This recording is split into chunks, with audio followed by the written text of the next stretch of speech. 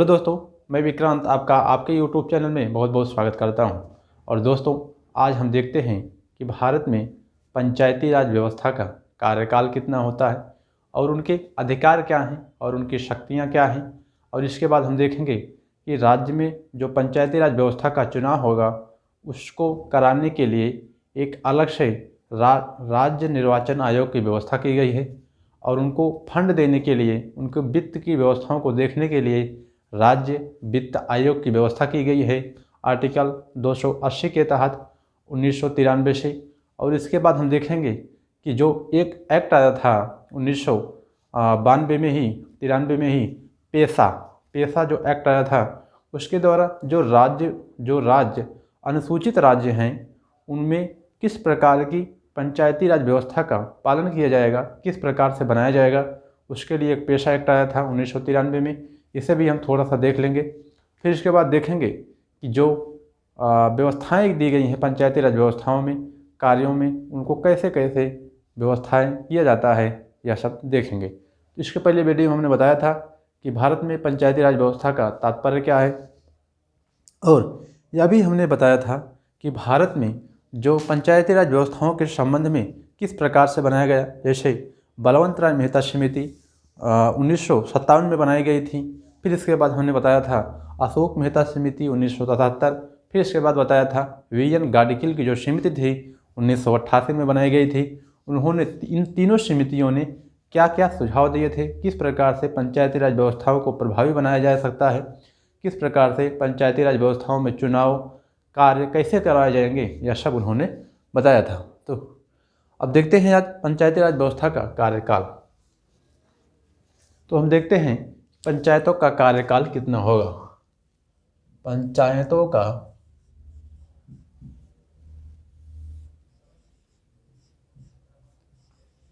कार्यकाल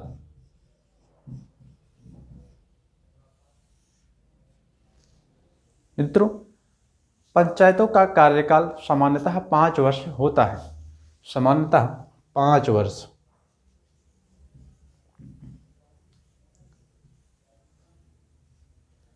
पाँच वर्ष सुनिश्चित किया गया है।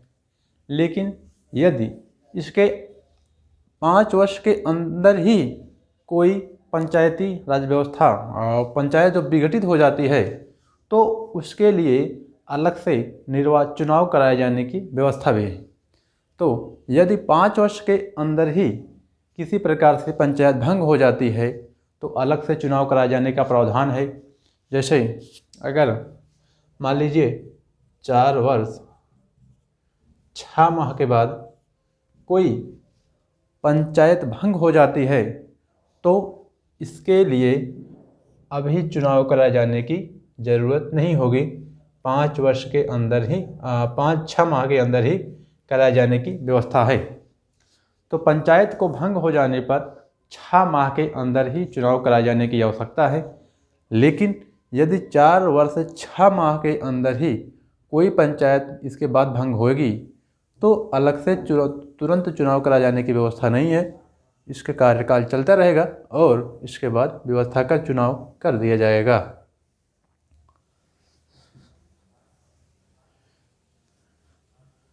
तो 5 वर्ष कार्यकाल कितना है? 5 वर्ष।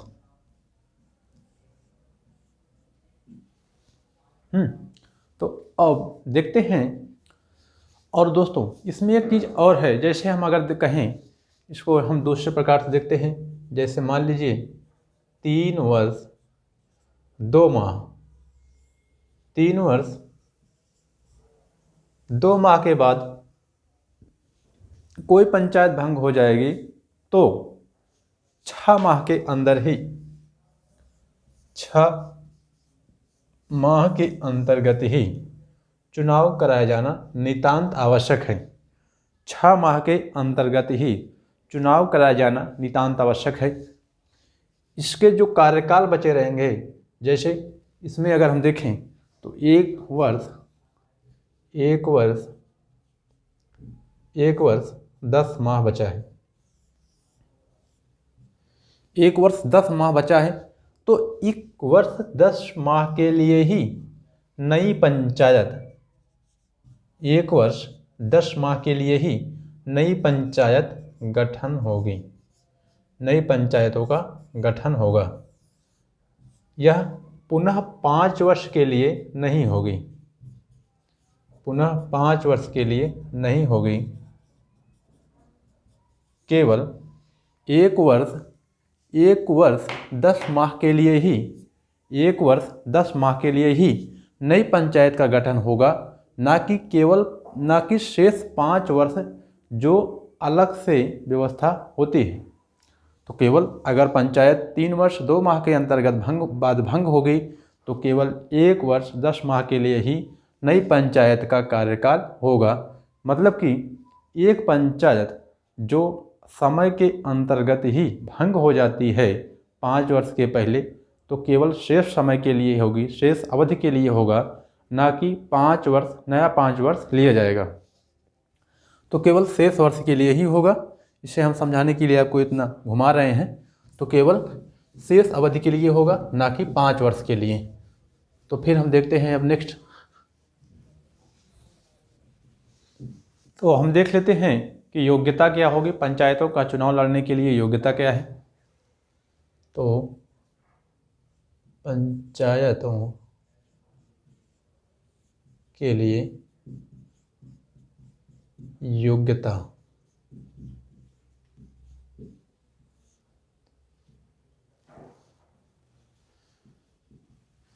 कोई भी व्यक्ति जो पंचायत की चुनाव लड़ना चाहता है वह कम से कम 21 वर्ष का होना चाहिए। यदि कोई व्यक्ति 21 वर्ष का है तो वह पंचायत के किसी भी प्रकार से चुनाव उम्मीदवार बन सकता है। तो केवल 21 वर्ष की योग्यता है, ना कि 25 वर्ष के लिए। ध्यान रखिएगा, ना कि 18 वर्ष और ना ही 25 वर्ष।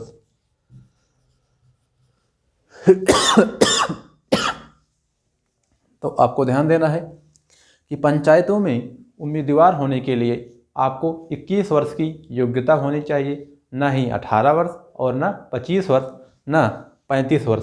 तो 18 वर्ष अगर हम देखें तो 18 वर्ष है मतदाता के लिए, 18 वर्ष मतदाता के लिए है, ना कि पंचायतों के लिए है। फिर इसके बाद 25 वर्ष अगर देखें तो 25 वर्ष लोकसभा में चुनाव में उम्मीदवार के लिए, और प्रधानमंत्री के लिए भी 25 वर्ष की योग्यता है। और इसमें विधानसभा के सदस्य, जो विधानसभा के सदस्य होते हैं, जिसे विधायक कहते हैं, विधायक, उनके लिए 25 वर्ष की योग्यता है। और अगर हम देखें तो 35 वर्ष है जो राज्यसभा के, लोकसभा में संसद में जो राज्यसभा के सदस्य होते हैं, उनके लिए 35 वर्ष की योग्यता होनी चाहिए उम्मीदवार बनने के लिए, राज्यसभा का सदस्य बनने के लिए। तो 18 वर्ष नहीं 21 वर्ष है पंचायतों में चुनाव लड़ने के लिए योग्यता, और इसके बाद 18 वर्ष है मतदाता बनने के लिए, 25 वर्ष है लोकसभा तथा विधानसभा के विधायकों के लिए, और फिर है 35 वर्ष राज्यसभा के सदस्यों के लिए। और हम अगर देखें तो राष्ट्रपति के लिए जो है, राष्ट्रपति के लिए भी 35 वर्ष की उम्र जरूरी होती है। तो आपको ध्यान देना है 21 वर्ष है पंचायतों में उम्मीदवार बनने के लिए, निर्वाचक में होने के लिए, ना कि 18 और 25, 35 का। अब हम देखते हैं कि जो पंचायतों का चुनाव होता है वह कौन कराता है। पंचायतों का चुनाव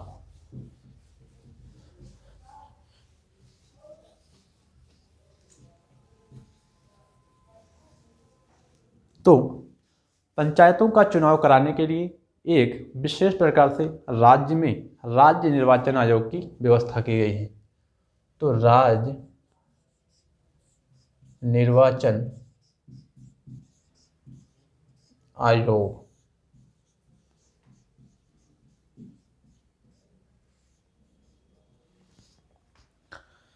पंचायतों का चुनाव कराए जाने के लिए राज्य में राज्य निर्वाचन आयोग की व्यवस्था की गई है। इनकी जो राज्य निर्वाचन आयोग के अध्यक्ष होंगे उनकी नियुक्ति राज्यपाल करते हैं।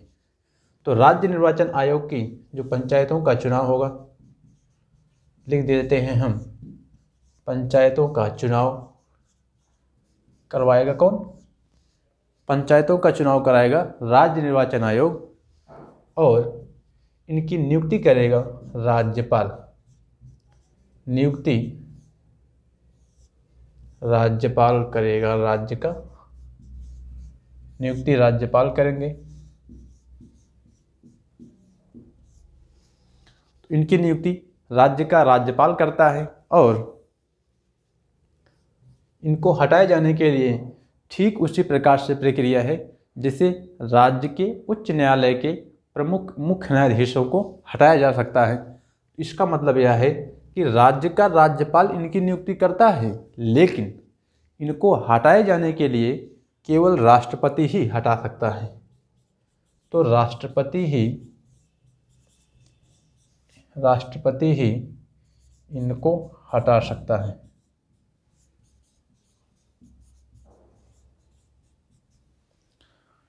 तो इसमें हम पंचायतों का चुनाव राज्य निर्वाचन आयोग की अनुशंसा पर होता है। राज्य निर्वाचन आयोग इनका चुनाव करवाता है और राज्य निर्वाचन आयोग ही मतदाता सूची तैयार करता है। तो राज्य मतदाता सूची तैयार करना, मतदाता सूची तैयार करना, यह सभी काम राज्य निर्वाचन आयोग करेगा। तो पंचायतों का चुनाव कराएगा राज्य निर्वाचन आयोग। नियुक्ति राज्यपाल करेंगे। राज्य निर्वाचन आयोग के सदस्यों को राष्ट्रपति ही इनको हटा सकता है, ना कि राज्यपाल। और मतदाता सूची तैयार करता है राज्य का निर्वाचन आयोग। तो फिर अब हम देखते हैं नेक्स्ट में देखते हैं कि राज्य वित्त आयोग जो पंचायतों के संबंध में फंड की या जो कर लगाए जाते हैं, मार्ग कर, चुंगी आदि जो लगाए जाते हैं, राज्य विधानमंडल के अधिकार अगर चाहता है कि राज्य में इस प्रकार से व्यवस्था होनी चाहिए, चुंगी कर, मार्ग कर लगाया जाए, तो उस सब की व्यवस्थाओं का देखरेख करता है, फंड की प्रदान करता है राज्य निर्वाचन आयोग। तो देखते हैं राज्य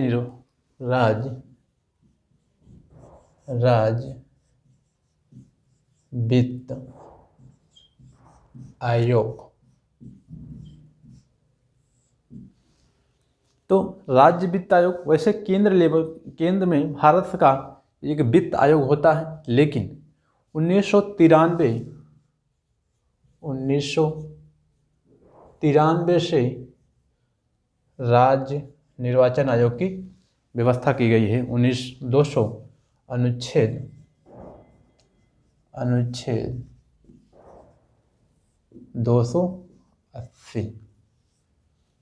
अनुच्छेद 280 के तहत राज्य में राज्य वित्त आयोग की नियुक्ति होती है और इनका कार्यकाल होता है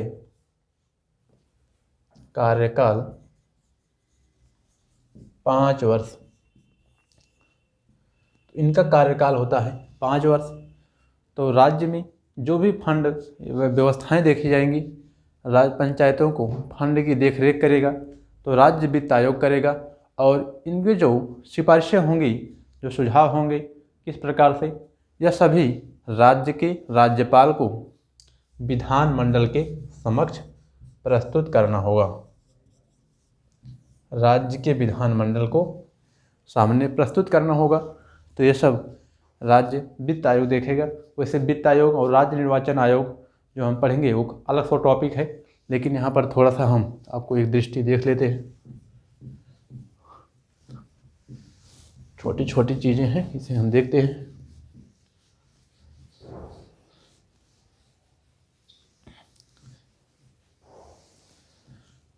अब हम देखते हैं कि पंचायतों का अधिकार क्या है और उनकी शक्तियों के बारे में। पंचायतों के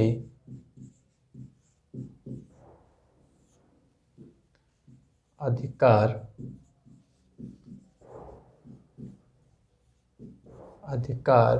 एवं शक्तियां।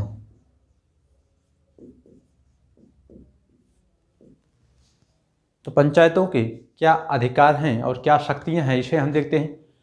तो भारत के संविधान में अनुसूची 11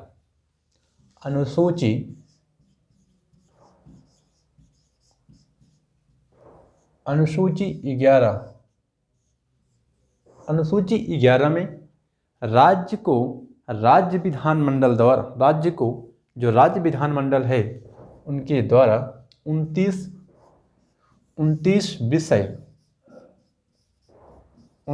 विषय का उपबंध किया गया है। 29 विषयों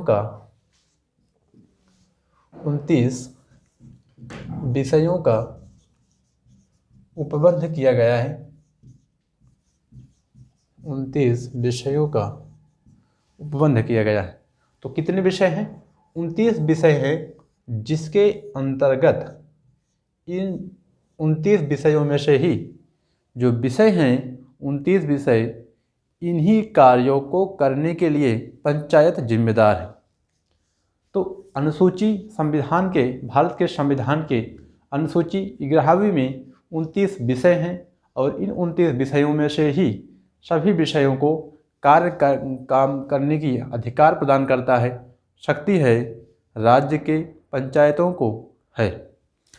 तो इन विषयों में हम देखते हैं क्या क्या है। जैसे हम महत्वपूर्ण विषय देखें तो महत्वपूर्ण है लघु सिंचाई। लघु सिंचाई की व्यवस्था कौन करेगा? तो पंचायती राज पंचायत करेगी। एक है जैसे लघु सिंचाई। फिर है प्राथमिक स्वास्थ्य सुविधाएं। तो प्राथमिक स्वास्थ्य सुविधाएं कौन मुहैया कराएगा? पंचायत। फिर अगर हम देखें तो भूमि संरक्षण, और हम अगर देखें तो इसमें हम शामिल कर सकते हैं पुस्तकालय, ताकि वहाँ पर पढ़ाई हो जाए बच्चों की। और फिर इसके बाद हम देखें तो प्राथमिक शिक्षा या विद्यालय होने चाहिए। फिर अगर हम देखें तो सांस्कृतिक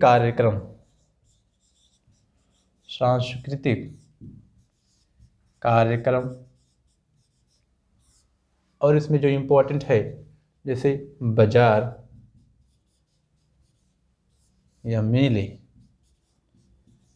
लगवाने की जिम्मेदारी होती है। इसमें हम और शामिल कर सकते हैं बिजली व्यवस्था।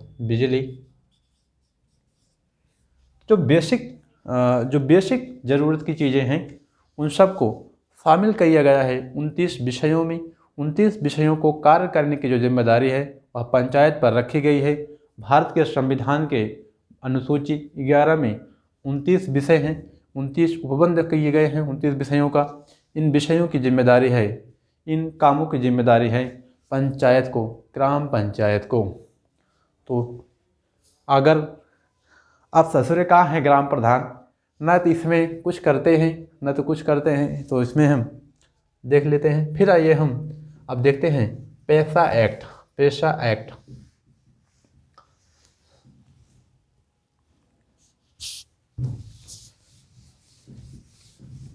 पेशा अधिनियम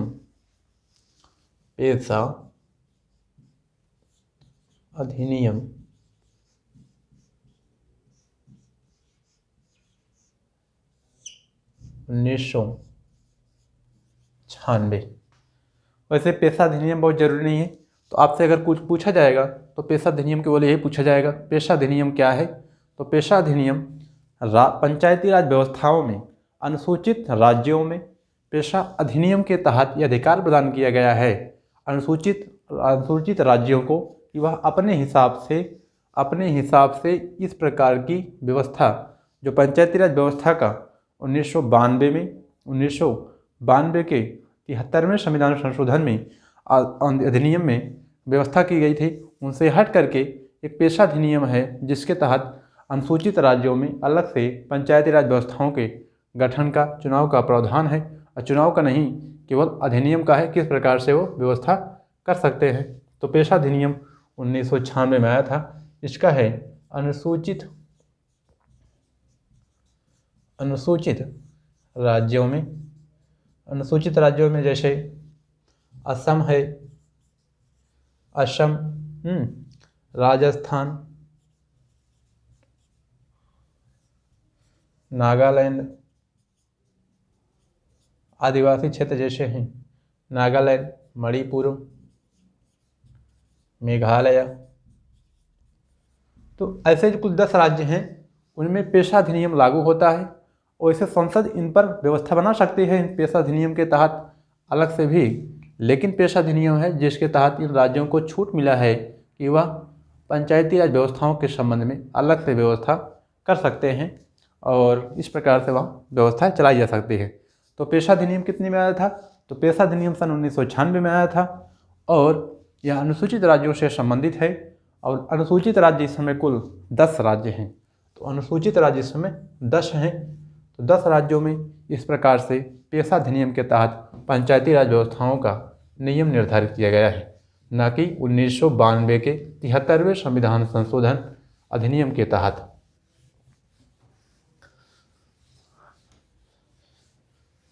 तो शायद बस इतना बहुत हो गया है, पंचायती राज व्यवस्थाओं में इतना काफ़ी है।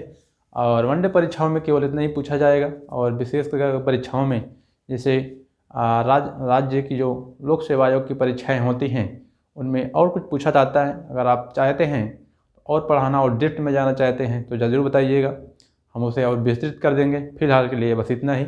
वीडियो देखने के लिए बहुत बहुत धन्यवाद। हमारे चैनल को लाइक, सब्सक्राइब और शेयर करना मत भूलिएगा। और दोस्तों धन्यवाद।